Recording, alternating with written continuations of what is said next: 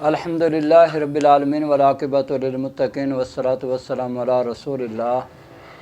میرے پیارے دوستو، السلام علیکم ورحمۃ اللہ وبرکاتہ۔ آج ہم جس بیماری کے بارے میں بات کر رہے ہیں وہ ہے پیشاب کا کثرت سے آنا، پیشاب کا زیادہ آنا۔ یہ ایک ایسا مرض ہے، اس میں زیادہ تر چھوٹے بچے مبتلا ہوتے ہیں یا جو بوڑھے لوگ ہوتے ہیں وہ اس میں مبتلا ہو جاتے ہیں۔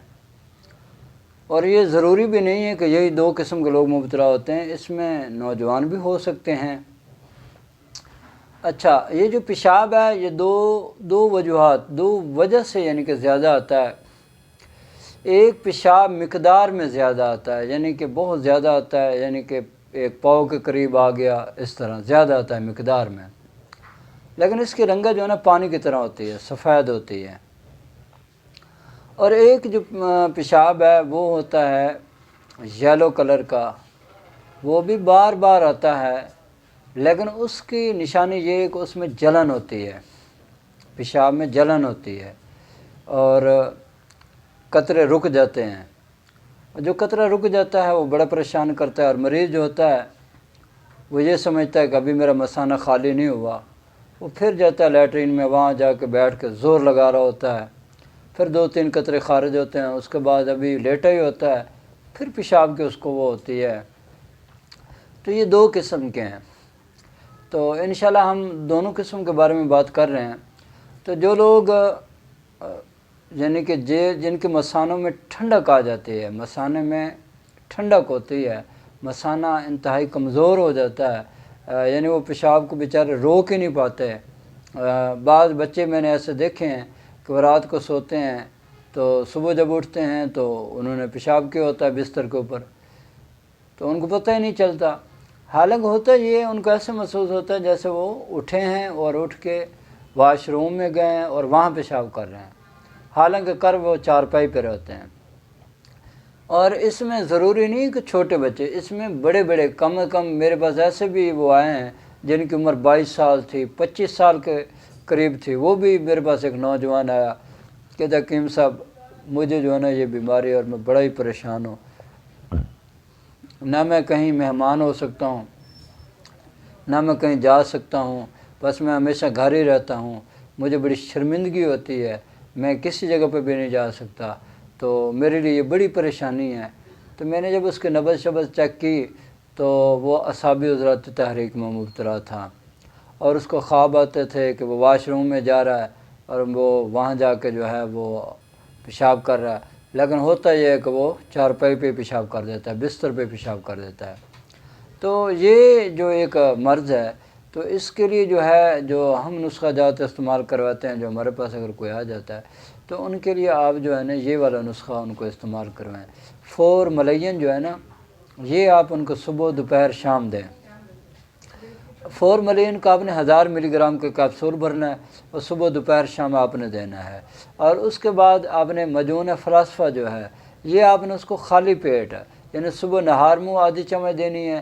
اور رات سوتے وقت آدھی چمچ دینی ہے،